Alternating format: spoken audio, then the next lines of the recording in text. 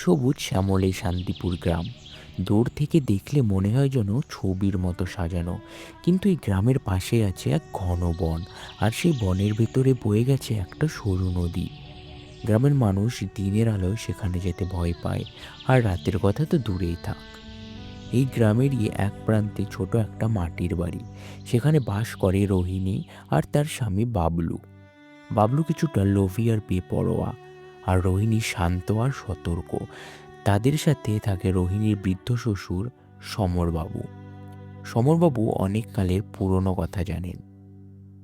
ওগো শোনো, আজ আমাদের ওই নদীর ওপারে সবজিগুলো তুলতে যেতেই হবে, না হলে ওগুলো পচে যাবে, বাজারে ভালো দাম পাবো না। কিন্তু বাবলু, আজ তো অমাবস্যা। বাবা বলছিলেন আজ জঙ্গলের ওদিকে যাওয়া ঠিক না। ওই পুরনো বটগাছটার কাছে তো একদমই না। তোমার বাবাও না, বুড়ো মানুষ, সব কিছুতেই ভয় পান। ওই গাছে আবার কি আছে? ডালপালা আর পাতা ছাড়া আমি তো কিছুই দেখি না। আর অমাবস্যা হলে কি হবে? আমি তো আছি। না বাবলু, হাসাহাসি করো না। লোকমুখে কত কি শোনা যায়। গত বছর তো গ্রামের এক লোক ওইদিকে গিয়ে আর ফেরেনি। ওসব গ্রামের লোকেদের গল্প, আমি ভয় পাই না। তুমি তাড়াতাড়ি তৈরি হয়ে নাও, আমি তো যাবই। রোহিণী না যেতে চাইলেও বাবলুর কথায় রাজি হয়। তারা দুজনে নদীর দিকে রওনা দেয়।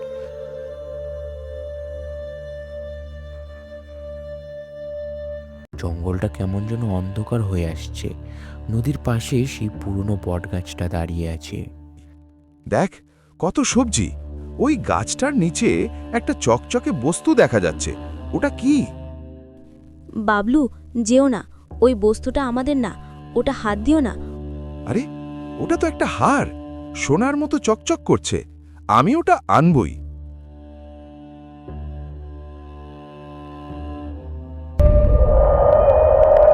বাবলু, ওটা আমাদের, ফেরত দাও, না হলে। কে কে কথা বলছে? কে আছে ওখানে? ওটা অশুভ মনে হচ্ছে। বাবলু, আমি ভয় পাচ্ছি। হাতটা ফেলে দাও। চলো আমরা বাড়ি যাই। তো ভ্রম হচ্ছে। চলো সবজি নিয়ে বাড়ি যাই। তারা দুজনে বাড়ি ফিরে আসে। বাবলু হারটা সমরবাবুর ঘরে রেখে দেয়। রাত্রি বাড়ে, অন্ধকার গভীর হয়। সমরবাবু ঘরে এক অদ্ভুত আওয়াজ হতে শুরু করে।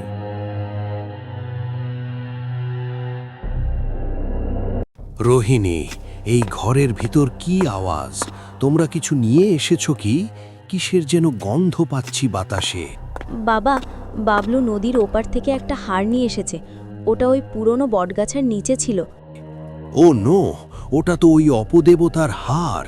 ওটা ওখানেই থাকে। ওটা হাত দেওয়া ঠিক হয়নি। বাবলু কি ভয়ঙ্কর ভুল করেছে? আমার হার ফেরত দাও, না হলে কেউ বাঁচবে না। বাবা, কি হচ্ছে? বাবলু কোথায়? চারপাশটা এমন অন্ধকার হয়ে গেল কেন? রোহিণী, বাবা, বাঁচাও! ও আমার পিছু নিয়েছে, ও আমাকে ছাড়ছে না। বাবলু, তুমি হারটা ফেরত দাও। ওটা আমাদের না। ওটার ওপর কোনো অধিকার নেই আমাদের। ওটা ফেরত না দিলে নিস্তার নেই। কিন্তু বাবা, ওটা সোনার হার, আমি ওটা ফেরত দেব না। আমাদের অভাব ঘুচে যাবে এটা থাকলে। লোভ তোমাদের ধ্বংস করবে, তোমরা রেহাই পাবে না। সমরবাবু হারটা নিয়ে নদীর দিকে দৌড়ায়। বাবলু আর রোহিণী তার পিছু নেয়। অপদেবতা, তুমি আমাদের ক্ষমা করো। আমরা তোমার জিনিস ফেরত দেব। আমাদের সবাইকে রেহাই দাও। আমরা অবুঝ, আমাদের ছেড়ে দাও। তারা ওই পুরনো বটগাছের কাছে পৌঁছে হারটা সেখানেই ফেলে দেয়। মনে থাকবে, তোমাদের ভুল পরবর্তী সময় আর ছাড় দেওয়া হবে না। ফিরে যাও তোমার জায়গায়। শান্তিপুরের মাটিতে তোর জায়গা নেই।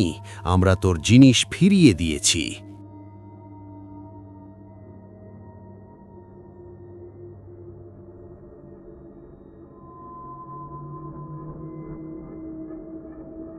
আর কখনো এমন লোভ করো না বাবলু। আমাদের যা আছে তাতেই আমরা সুখী। শান্তিই আসল সম্পদ। ক্ষমা করো রোহিণী, আমি তোমার কথা শুনি নাই। আমার লোভের জন্য আজ আমাদের সবার জীবন বিপন্ন হয়েছিল।